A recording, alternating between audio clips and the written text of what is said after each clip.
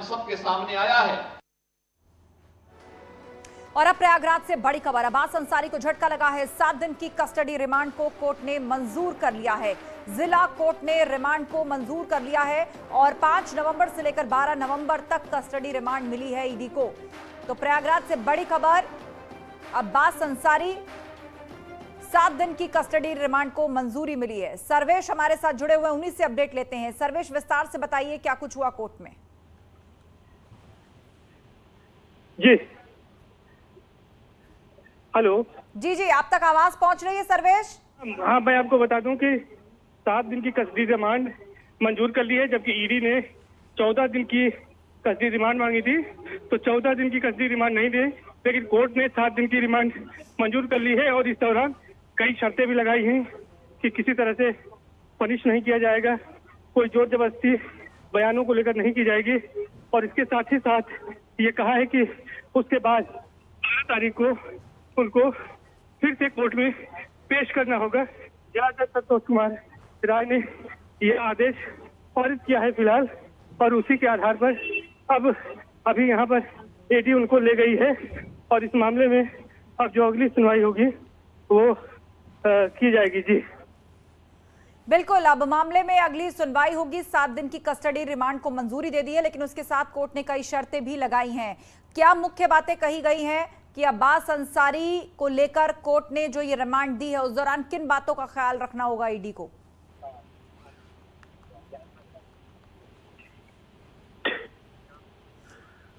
सर्वेश, आप तक आवाज पहुंच रही है? तो लगता है फिलहाल संपर्क टूट गया है सर्वेश से। बड़ी खबर यही कि जिला कोर्ट ने रिमांड को मंजूरी दे दी है। हालांकि 14 दिन की रिमांड ईडी की तरफ से मांगी गई थी, लेकिन 7 दिन की कस्टडी रिमांड को मंजूरी दी गई है। और उसके साथ कुछ शर्तें भी लगाई गई हैं कोर्ट द्वारा कि अब्बास अंसारी से जब पूछताछ होगी तो ईडी को किन बातों का ख्याल रखना है। इससे पहले अब्बास अंसारी ने भी प्रार्थना पत्र कोर्ट में सबमिट किया था और कहा था कि एक तो उन्हें सुरक्षा दी जाए और दूसरा ईडी को जो पूछताछ की इजाजत है उनकी वकील की मौजूदगी में दी जाए। जब उनसे पूछताछ हो तो उनके वकील मौजूद रहें। ये प्रार्थना पत्र जो है वो अब्बास अंसारी की तरफ से दिए गए थे। कोर्ट ने मामले पर सुनवाई की और 7 दिन की कस्टडी रिमांड को मंजूरी दी। तो अब्बास अंसारी को झटका लगा है। 7 दिन के रिमांड को मंजूर किया है कोर्ट ने, और यह भी कहा है ईडी को कि किसी तरह की परेशानी में उनको ना डाला जाए। और 7 दिन की रिमांड के बाद अब इस मामले की अगली सुनवाई होगी। 15 से 12 तक कस्टडी रिमांड को मंजूरी दी है कोर्ट ने। मनी लॉन्ड्रिंग केस में अब्बास अंसारी की गिरफ्तारी हुई है। एक लंबी पूछताछ के बाद, कई राउंड पूछताछ अब्बास अंसारी से पहले भी हुई और बीते शाम तकरीबन 9 घंटे की पूछताछ के बाद उनको अरेस्ट किया था ईडी ने और आज कोर्ट में प्रोड्यूस किया गया। अपनी तरफ से 14 दिन की रिमांड मांगी गई, लेकिन कोर्ट ने 7 दिन की कस्टडी रिमांड को मंजूर किया है।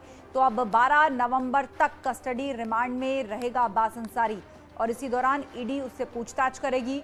और खबर यह भी है कि अब्बास अंसारी को उत्तर प्रदेश में कई जगहों पर लेकर जा सकती है ईडी, ये चिन्हित करने के लिए कि काली कमाई से बनाई गई प्रॉपर्टी कहां कहां पर है। उस सभी प्रॉपर्टी और इन्वेस्टमेंट को चिन्हित करने के लिए, जो कि यूपी में अलग अलग जगह किया गया है अपने काले कारोबार द्वारा, काली कमाई द्वारा, और जो पूरी तरह से ईडी के रडार पर है।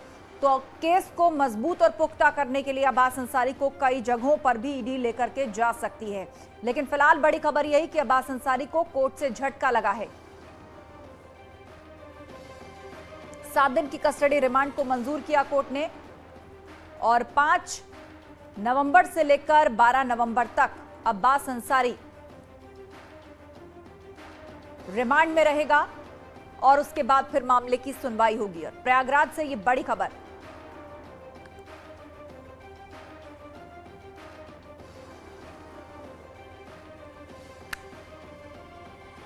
ईडी की रिमांड में रहेगा अब्बास अंसारी। जिला कोर्ट ने रिमांड को मंजूर कर लिया है। हालांकि 14 दिन कस्टडी रिमांड मांगी गई थी, लेकिन 7 दिन की कस्टडी रिमांड कोर्ट ने दी है और उसके साथ कई निर्देश भी ईडी को दिए गए हैं कोर्ट द्वारा।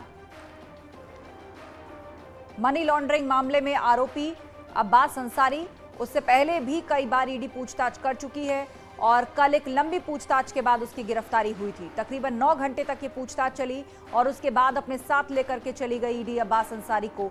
और तभी खबर आई कि अब्बास अंसारी की गिरफ्तारी हो गई है और जल्द ही इसका औपचारिक पुष्टि भी हो जाएगी और ऐसा ही हुआ और आज कोर्ट में प्रोड्यूस किया गया। सर्वेश दुबे एक बार फिर से हमारे साथ जुड़ गए हमारे सहयोगी। सर्वेश, कुछ निर्देश भी ईडी को दिए गए हैं 7 दिन की कस्टडी रिमांड के साथ ईडी को कोर्ट द्वारा, विस्तार से बताइए क्या रहा कोर्ट में। बीच सुनवाई चली, दोनों पक्षों ने अपनी बहस रखी। ईडी ने सबसे पहले मांग की कि 14 दिन की कस्टडी रिमांड दी जाए, क्योंकि ईडी ने यह कहा था कि तमाम मामले जो है मनी लॉन्ड्रिंग जो है उसमें पूछताछ करनी है, गाजीपुर मऊ से लेकर लखनऊ तक ले जाना है और तमाम तथ्य इसमें खंगालने, इसलिए उनको कस्टडी रिमांड चाहिए। 14 दिन की रिमांड मांगी थी और उसके साथ साथ अब्बास अंसारी की ओर से 2 अर्जियां दाखिल की गई थी। पर्याप्त सुरक्षा की मांग की गई थी, उनकी ओर से जमानत के लिए कोई प्रार्थना पत्र नहीं दिया गया था और यह कहा गया था कि जब ईडी पूछताछ करेगी तो उस समय उनके अधिवक्ता मौजूद रहे। तो कोर्ट ने दोनों पक्षों की सुनवाई के बाद जजमेंट सुरक्षित कर लिया था और 6 बजे करीब ये जजमेंट आया है और जजमेंट जो आया है उसमें ईडी को 7 दिन की कस्टडी रिमांड मंजूर करते हुए जिला जज संतोष राय ने ये आदेश दिया है कि 7 दिन में प्रतिदिन मेडिकल कराया जाएगा अब्बास अंसारी का, उनको किसी तरह से परिचय किया जाएगा, कोई सजा नहीं दी जाएगी और जिस वक्त पूछताछ होगी उस वक्त उनके अधिवक्ता वहां पर मौजूद रह सकते हैं। हाँ। लेकिन वो किसी तरह से उसमें हस्तक्षेप नहीं करेंगे और पर्याप्त सुरक्षा मुहैया कराने का आदेश दिया है। और जो ईडी की कस्टडी रिमांड है वो आज शाम यानी 5 तारीख की शाम 5 बजे से शुरू हो चुकी है और 12 तारीख को 2 बजे तक ये ईडी को कस्टडी रिमांड रहेगी, यानी 12 तारीख को दोपहर 2 बजे उन्हें फिर से कोर्ट में पेश करना होगा। ईडी को अब्बास अंसारी को लाकर पेश करेंगे। तो एक तरह से ये बड़ा झटका है अब्बास अंसारी के लिए कि आप फिर उनको 7 दिनों तक। बिल्कुल बड़ा झटका है यहाँ पर अब्बास अंसारी के लिए। आपसे चर्चा जारी रहेगी, आप हमारे साथ बने रहिए सर्वेश। लेकिन इस बीच अरुण राजभर हमारे साथ फोन लाइन पर जुड़ गए हैं सुभाषपा से। अरुण राजभर जी, ये तो बड़ा झटका अब्बास अंसारी को लगा और उसके साथ साथ बहुत से जवाब आपकी पार्टी को भी देने पड़ेंगे, क्योंकि मनी लॉन्ड्रिंग मामले में लंबी पूछताछ हुई, अरेस्टिंग हुई और अब 7 दिन की कस्टडी। कहा जा रहा है कि अब यूपी में कई जगहों पर ईडी उनको ले जा सकती है और कहां कहां कारोबार या प्रॉपर्टी है अब उस पर उसको चिन्हित किया जाएगा। देखिए, जिस तरीके से पुलिस काम कर रही है, पूर्व में हमने देखा कि बहुत सारे ऐसे दबिश पड़े, बहुत सारे ऐसे मुकदमे पंजीकृत हुए जिनके आधार पर पुलिस ने पूरे उत्तर प्रदेश में कई राज्य में छापा मारा और ये पकड़ने की कोशिश किया कि इनको, लेकिन न्यायालय ने इस तरीके से उन सभी मसलों पर न्यायालय ने प्रतिक्रिया दिया, ये अन्याय हुआ, इस तरह से नहीं होना चाहिए था और सरकार से उन्होंने सवाल जवाब किया। तो जिस तरीके से पूर्व में भी न्यायालय ने सम्मान किया, न्यायालय ने उसको जिस तरीके से उनके साथ न्याय किया, आगे भी जो भी कार्रवाई हो रही है ये देखिए ये बदले की कार्रवाई है। और जिस तरीके से वो एक मुस्लिम चेहरा है, उस चेहरे की वजह से जिस तरह से पूर्व के 2019 के मुकदमे, 2018 के मुकदमे, तो आज भी उन मुकदमों को जिक्र हो रहे हैं। ईडी अपना काम कर रही है, वो भी अपना काम कर रहे हैं, वो अपनी बात रख रहे हैं, ईडी जो पूछ रही है उसको बता रहे हैं। देखिए, न्यायपालिका पर सबको भरोसा है और पुलिस अपना कार्य कर रही है, न्यायपालिका अपना कार्य कर रही है और हम लोग अपना कार्य कर रहे हैं। तो जैसा भी न्यायपालिका का निर्णय होगा हम सब लोग उसको मानेंगे। किसी प्रकार का कोई झटका नहीं है, हर व्यक्ति सहयोग कर रहा है। जिस भी मसले पर जो भी पूछताछ हो रही है, जिस भी आधार पर पूछताछ हो रही है, उस मसले पर पूरी जिम्मेदारी के साथ उसका जवाब वो दे रहे हैं। उसमें किसी भी प्रकार का ये नहीं है कि इस तरह का झटका। हम देखा है कि अगर हाई कोर्ट इलाहाबाद इस चीज को नहीं स्वीकार किया, सुप्रीम कोर्ट ने इस चीज को स्वीकार कर लिया कि नहीं अन्याय हुआ। तो आपने भी देखा होगा कि अभी हाल ही में कि सरेंडर करने की बात हो रही थी, तो गिरफ्तारी करने की बात हो रही थी, वो जिले में जाकर के सरेंडर किए और न्यायालय ने उनको बाइज्जत पूरी तरीके से सम्मान के साथ, और सरकार को ये सवाल पूछा कि किस आधार पर आप गिरफ्तारी की बात कर रहे थे। तो कहीं न कहीं न्यायपालिका ने उनको साथ न्याय किया, तो आगे भी न्यायपालिका न्याय करेगी। तो किसी प्रकार का किसी दिक्कत नहीं है। हाँ, वो उनके साथ जिस तरह की घटनाएं घट रही है, वो घटनाएं कहीं न कहीं बदले की कार्रवाई के आधार पर ये की जा रही है। अब सरकार अपना कार्य कर रही है, पुलिस अपना कार्य कर रही है, अब्बास अंसारी अपना कार्य कर रहे हैं, वो ईडी अपना कार्य कर रही है। उसमें तो कुल मिलाकर सुभाषपा यानी कि पार्टी अब्बास अंसारी के साथ है। आप ही लोगों ने टिकट दिया, आप ही के टिकट पर वो चुनाव लड़े और अब मनी लॉन्ड्रिंग जैसे केस में उनका नाम सामने आ रहा है।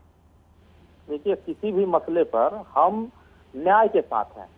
अगर वो गलत होंगे तो न्यायपालिका उनको सजा देगी, अगर वो गलत नहीं होंगे तो न्यायपालिका उनको सम्मान के साथ बरी करेगी। तो हमें तो न्यायपालिका भरोसा है ना, हम न्यायपालिका भरोसा कर रहे हैं। प्रशासन अपना कार्य कर रही है। सुहेल देव भारतीय समाज पार्टी को विधायक है, आए जब जनता ने उनको जनप्रतिनिधि चुना है, 2-4 हजार लोगों ने नहीं चुना है, 1 लाख से ज्यादा लोगों ने चुना है। तो जनता का जनप्रतिनिधि अगर किसी भी प्रकार के पुराने घटनाक्रम को अगर उठा करके आज के दृष्टिकोण में अगर उसको ला करके इस तरह का पूछताछ हो रहा है, तो पूछताछ करना उनका काम है, हमारा काम है, उनका काम है जवाब देना। वो जवाब दे रहे हैं, न्यायालय तय करेगा गलत कौन है सही कौन।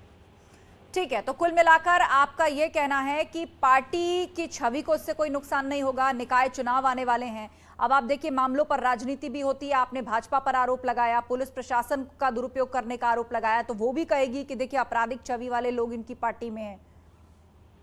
आपराधिक छवि तो हर दल में है, कौन से दल में नहीं है। सुहेलदेव भारतीय समाज पार्टी संगठन का आज जिले की सभी उत्तर प्रदेश के सभी जनपदों में जिले की बैठक की, अपने कार्यकर्ताओं को संगठन की मजबूती पर जोर दिया। आगामी नगर पंचायत चुनाव में जिन सीटों पर कार्यकर्ता चुनाव लड़ना चाहते हैं उन सीटों पर बहुत मजबूती से बूथ का गठन किया गया। वहां वोटर लिस्ट में बढ़ोतरी नाम का जो था उसको बढ़ोतरी कराने के लिए प्रयास किया गया और हम आगामी जो चुनाव होंगे उसमें बहुत मजबूती से लड़ेंगे। इन सब घटनाओं से सुहेलदेव भारतीय समाज पार्टी के कारवां आंदोलन, उनकी सोच विचारधारा पर कोई फर्क नहीं पड़ता है। हाँ, जो भी आगे सामने जो बिल्कुल, तो कुल मिलाकर सुभाषपा जो है वो अब्बास अंसारी के साथ है और उसका कहना है कि न्यायालय अपना काम कर रहा है, अब्बास अंसारी जांच में सहयोग कर रहे हैं और हमको पूरा भरोसा है ऑनरेबल कोर्ट पर। और ये भी कहा कि हाई कोर्ट, सुप्रीम कोर्ट सबका दरवाजा खुला है। बहुत बहुत शुक्रिया अरुण राजभर जी हमसे बातचीत के लिए। और रुकेंगे एक ब्रेक के लिए, जल्द होंगे हाजिर, कहीं मत जाइएगा।